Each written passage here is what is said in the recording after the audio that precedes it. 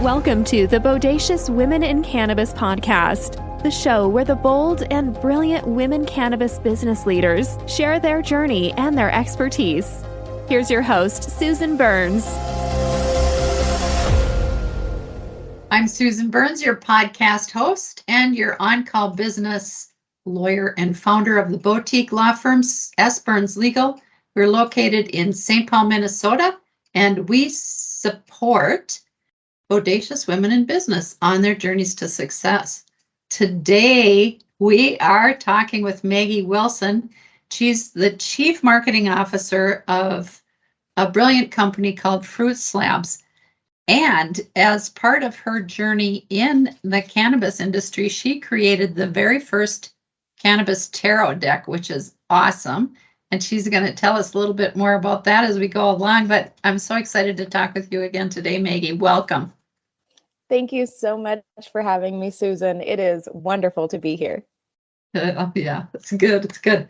So talk to us, tell us a little bit about Fruit Slabs and then about your journey and how you started this tarot deck. Tell us about that. Absolutely. So Fruit Slabs is it's the first kosher certified edible in the state of California. So it's very much catered towards that healthy edible consumer. I came into Fruit Slabs a couple years ago from really honestly loving the brand and using the product, and then worked my way into actually being a part of the team because I loved the brand so much and really stood by the product. My journey in cannabis really started out when I moved to Colorado in 2015. Background is in like the wellness community and education on how we can be better versions of ourselves so that when we interact with the world, that we just have better outcomes. So I moved to Colorado and I started working with a cannabis wedding event kind of coordination service and really got into understanding how the cannabis industry works on the event side and learning the different regulations and all the ever-changing things that were happening in 2015. So when I moved to Denver, Colorado, it was very much culture shock coming from coming from somewhere that was very anti-cannabis to somewhere that was very pro-cannabis. For me was a learning experience in itself because being raised where I was raised, I was told, for my protection, I was allergic to cannabis so that I wouldn't do something and get into the justice system and maybe not get so much justice as someone else would. So as a mother, I totally understand why my mom was like, "You're allergic to cannabis?" And then as an adult, you realize that part of the antidote to allergies is to start microdosing. Exactly. So when I moved to Denver, I didn't know a single soul. And I started working on the compliance and regulation ends of events and realized that if I wanted to create a community around me, that I would have to start taking the steps to really do that it wasn't just going to magically fall into my lap. So I started creating an event that I called the Green Lodge.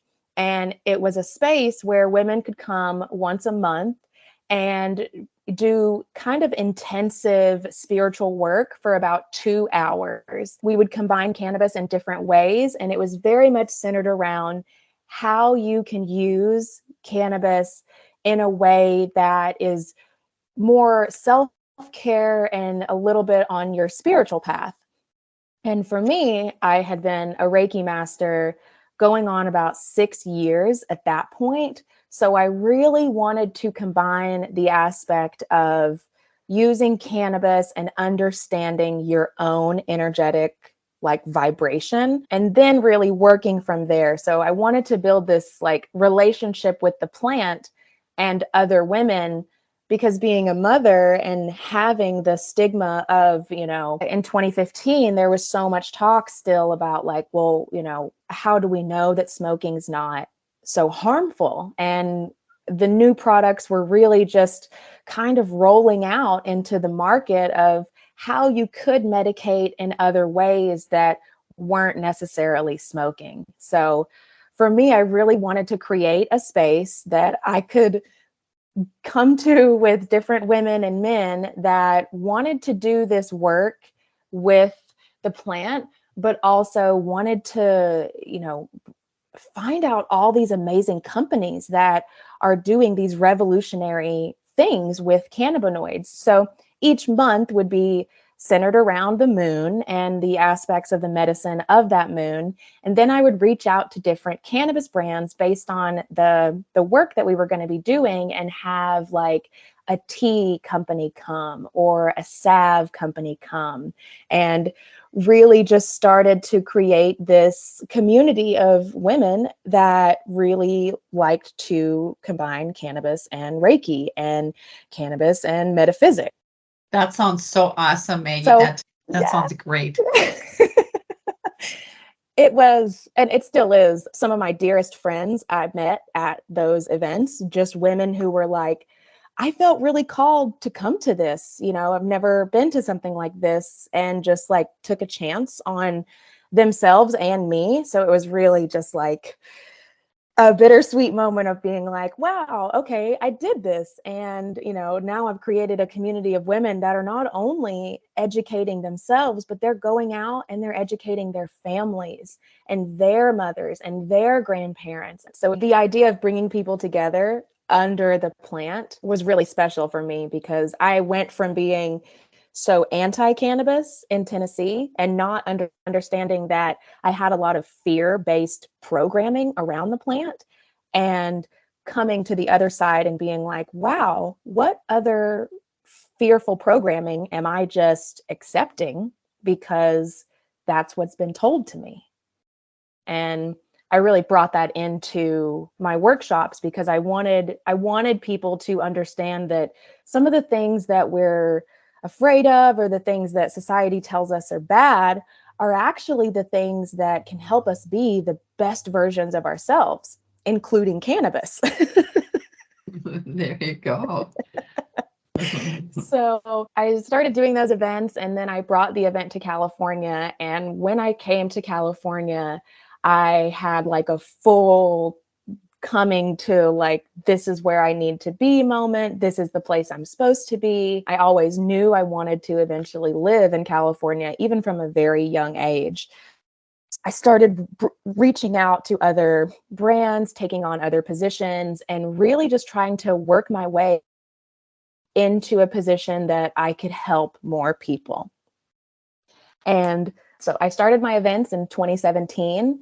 And then in 2018, I realized, how can I reach more people, but still be able to, educate on cannabis? And that led to me creating my podcast, which is called Metaphysical-af.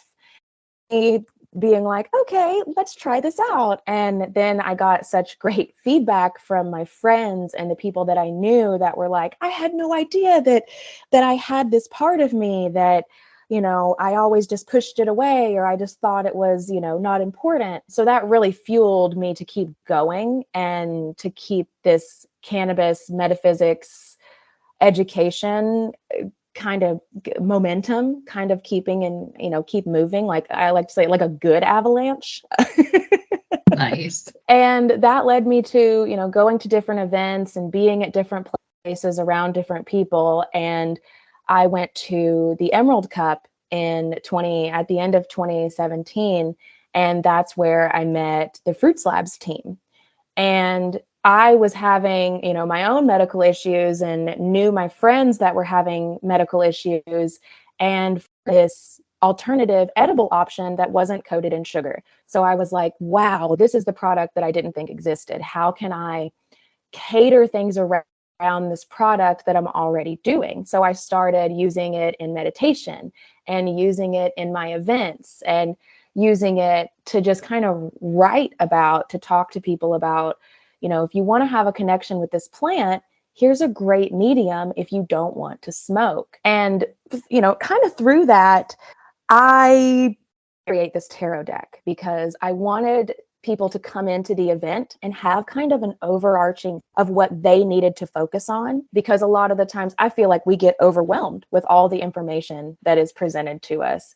And if you can just focus on one thing, sometimes that can really propel your healing journey. So for me, I was like, maybe I could make a tarot deck that has elements of cannabis, but also elements of how to do something. Because you can pull a tarot card and then be like, oh, great, this message is great, but what am I supposed to do? And yes. I really wanted to create this pathway of like, here's what you can do, here's how cannabis can help, and here's a way that you can work with the plant, a different consumption type of ritual. And that was really the basis of the idea for the tarot deck. And I'm very much a visual person, so I put everything down into a Google sheet and like kind of forgot about it and kept going through life. And then I moved from Colorado to California mid-pandemic, like May Perfect. 2020. Yeah, perfect time. And once I moved to California, the momentum really started to pick up. And one of my really close friends who had been a part of the Green Lodge sent me, just like a text message one day, because we were talking back and forth about manifestation and how you can't just think something into existence. You either got to like write it down or say it vocally. Like it has to come from that mental ethereal realm into the physical, like actual physical realm for it, in order for it to like actually come to fruition for you. And I was like, okay, maybe I need to get a little bit clearer on how I want this tarot deck to come about. And there were definitely challenges and hurdles. I had no idea. Talk to us about some of those challenges and hurdles, because yes, as women in business, we always are interested in learning how other people face their challenges. Absolutely. So, or learning opportunities, as you will. Yeah, absolutely. So for me, I'm the last of 7 children, and all of my brothers and sisters are older than me. So I remember when YouTube came out in 2005. I was 15 years old. And my older brother, Michael, who was a computer programmer, he really taught me, like, if you want to do something or you want to learn something, start reading, start doing research. So I dove into figuring out, like, I literally typed into Google how to become a published author. Like, I was like, good for you. You got to start somewhere. So I was like, okay, what are the steps that I even like? You don't know what you don't know. So I was like, what do I even need to do? So I started looking at that, and a lot of the paths say you need to find an agent, and then you need to work with that agent to create a pitch. And then you need to, have that agent reach out to their editors that they know. Or the other path is you creating the pitch and just blindly reaching out to the editors and doing what is called querying. So you just kind of, throw spaghetti at the wall and hope that some of the editors email you back. And I was not getting any emails back. And I was like, okay, this was 2019. Okay. And I was getting a little bit discouraged, but also continuing to work with the tools that I've always liked to work with in the spiritual realm, and meditating on it and pulling cards and asking for guidance and really, listening to everything that I could kind of find. And I realized I wasn't being very clear on what I wanted. I just wanted to write a book. I wanted to be a published author. I wanted to create this tarot deck. But once I got into like the really finite details of how do I want to create this? So I literally went back into that Google sheet that I'd made years before and started writing out exactly what I wanted to happen. I wanted a publisher to come to me. I wanted it to be, I went into all the details. I wanted it to be a #1 bestseller. I wanted it to be available on every platform, including Amazon, but also like places where people could, if they don't want to support Amazon, they don't have to. Like they, they could get it somewhere else. And I really, really went in on the fine details. And then I just let it go. And I was like, okay, close the Google sheet, and was just like, all right, this is what I want. I'm going to I've tried all these things. This isn't working. Let's just try this. And I continued doing the Reiki work that I felt so called to do anyway. And I gave Reiki to a friend and attuned her to Reiki 1. And which to anybody who's listening who doesn't know what Reiki is, it's essentially healing with your hands, like the healing power of touch. So when you get attuned to the first level of Reiki, it's really about working on yourself and healing yourself so that you know what energy feels like in your body, so you can decipher for someone else what energy is going through their body and where it may be stuck. So in doing that, the person that I actually attuned is the one who sent me an email one day and was like, actually, I think it was a Twitter DM, because she sent me a DM and was like, my phone's not working. My email's not working. I can't do this. I can't do that. So I have to send you this DM here. But I have a publisher that wants to create a cannabis tarot deck, and I think you should write it. And I like fell to the ground. Like, and I was like, okay. And I immediately thought of like, you got really clear. You really got clear on what you exactly wanted. And you had to write it down in order for this to, even start to come to fruition. And that was the first like hurdle that I had to overcome, was basically kind of being in like despair of being like, how am I going to find somebody who wants to write this? There are a couple other tarot themed cannabis decks. How do the other decks differ? That, if they're not diving into spirituality, what is it that they work with? They really focus on either the original structure of the tarot, and then they'll just kind of incorporate cannabis imagery into the original images, or they'll be very strain specific, which is great. But there wasn't anything that was like, here's how to use cannabis, here's how cannabis can help you, here's an action and a practice that you can do to really, like basically how I was using cannabis in real life. I wanted that to be cards. I wanted it to be like, sit down and meditate and go outside and listen to music and smoke a joint and then do what you need to do. Because of this Reiki client, that is the person that actually brought me the opportunity.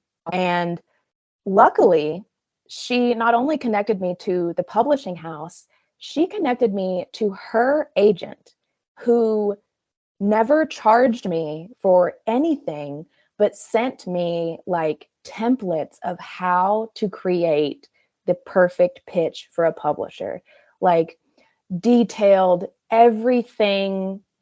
Like it was like 14 pages of information of just how to really present this and create it. And boy, was it a lot of work. And that's something that I knew was going to be a part of it, but I didn't realize how much work it actually is to do what this is. I can't imagine. Yeah. So that was really the first blessing, was my client bringing me this opportunity, and then really focusing in and honing in. And, right when you get a big opportunity, sometimes other parts of your life just start to like fall apart. Yeah. And there was, the pandemic was happening. It was, I think that Gabby introduced me to the publisher. It was towards the end of the year of 2020 when we were very, very deep in the pandemic.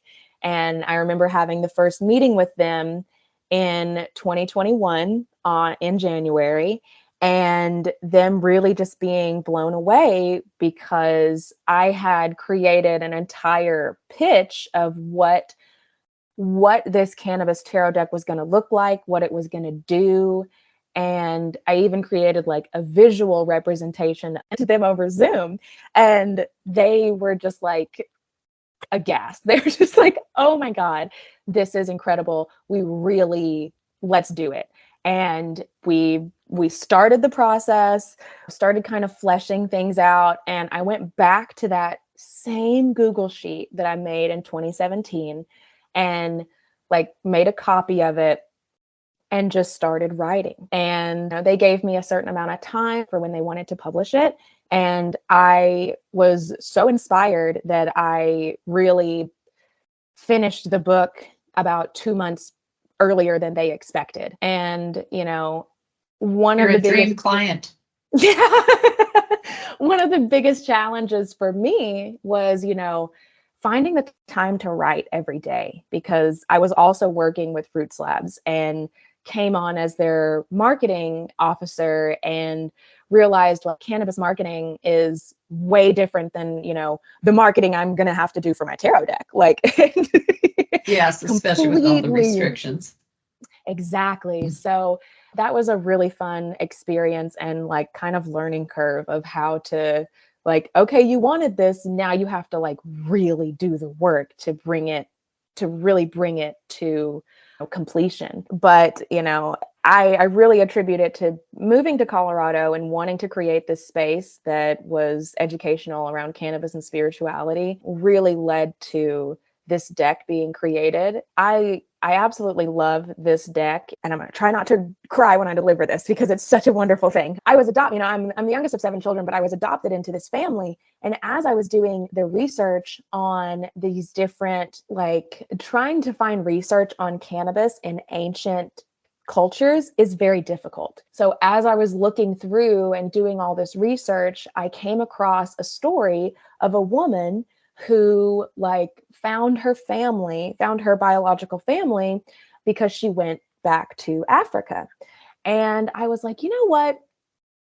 I had no idea. Like I knew my DNA. I had to get my DNA done at one point in time to figure out kind of what my genetic background was, because I didn't know who my biological family was. And creating this tarot deck and really diving into those ancient cultures and community and family, I went back into that DNA database, and it tells you kind of your, on a long shot, these are your potential 2nd to 5th cousin. And I was like, okay, well, maybe I can email all these people and someone will know who my family is. And I shit you not, Susan, within 17 minutes of sending out those emails, one of the people emailed me back. And she is my cousin, and she knew of my family. Long story short, she was my cousin, and she was like, I know who your dad is. I'm pretty sure it's my uncle. And over the next couple of weeks, we exchanged photos of the family and just had like this complete moment of being like, oh my God,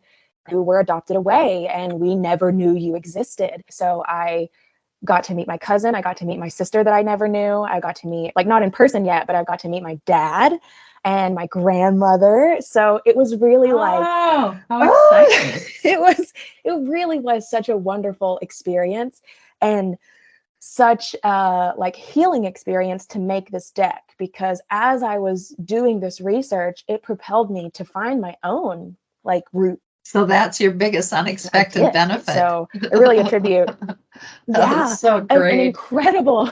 Yeah. So that was wonderful. And I loved creating this deck. I hope I get to have like big revelations with all the things that I create like that. But yeah. Oh, I can't wait to work with it, Maggie. Thanks for sending it to me.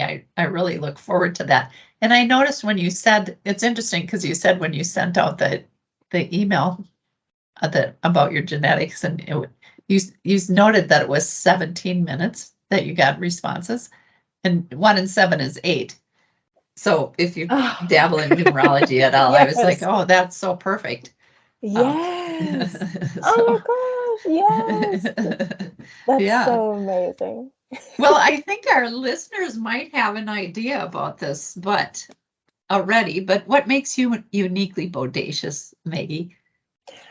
I am not afraid to reach out email or send that text message. The article that you found me from, I actually pitched to Iris Dorbian, one of the writers from the Wall Street Journal and Forbes, because I saw that she was writing articles about women in cannabis. So I was like, fantastic. I'm doing something that she's not writing about. So I'm going to email her and see if she wants to talk to me and write about me. And I really feel like that is what makes me bodacious, is I'm not afraid to walk up to somebody, reach out to somebody and be like, hey, I like what you're doing. Do you want to talk with me? And let's support each other. Because at the end of the day, when we support each other, we are communal beings at heart.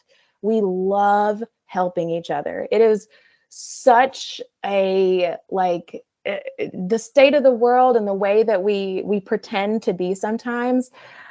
We all want to be loved. We all want to be accepted. And we can really do that if we have each other's back. Yes, amen. I agree with what you said, 100%. So how would you like people to connect with you? Absolutely. So you can connect with me through Instagram or Twitter. My Instagram is metaphysical-af. And the links in my bio have every way that you can connect with me to book readings, to just talk or have a consultation. I love connecting with new people and sharing stories. So I'm always happy to hear about someone, a lot of the people that have been contacting me recently about the deck are people who were like, I don't even use cannabis, but I felt so called to this deck. And then they started using it and they increase their intuition, and they're just like so grateful and thankful for that. So I love being reached out to and just being like, hey, how are you? I do this, you do this, let's work together. Happy to chat with anybody. You can contact me through my email address as well, which is metaphysical-af@gmail. And, listen to my podcast, and just whatever you're called to is really what you're meant to hear in this moment and at this time. And my favorite thing to say is what's truly yours will never pass you by. So if you feel called to reach out to me and chat with me, there might be something that we have synergy with, which is exactly how me and Susan came together. So. Exactly right. Because I saw the post of your Forbes article on LinkedIn. And I was like, oh my God, I have to reach out to this one. So I guess I'm not afraid to reach out too. And Imagine my surprise when Maggie responded immediately. That was great. And the rest is history. It's been such a pleasure knowing you, and I look forward to continuing to know you. And thank you so much. I know how busy you are. Thanks for making the time to visit with me and be a guest on Bodacious Women in Business. Thank you so much. It is truly an honor to chat with you and to talk about the deck. Thank you so much for having me on, and on to the next Bodacious Women. There we go. Thank you.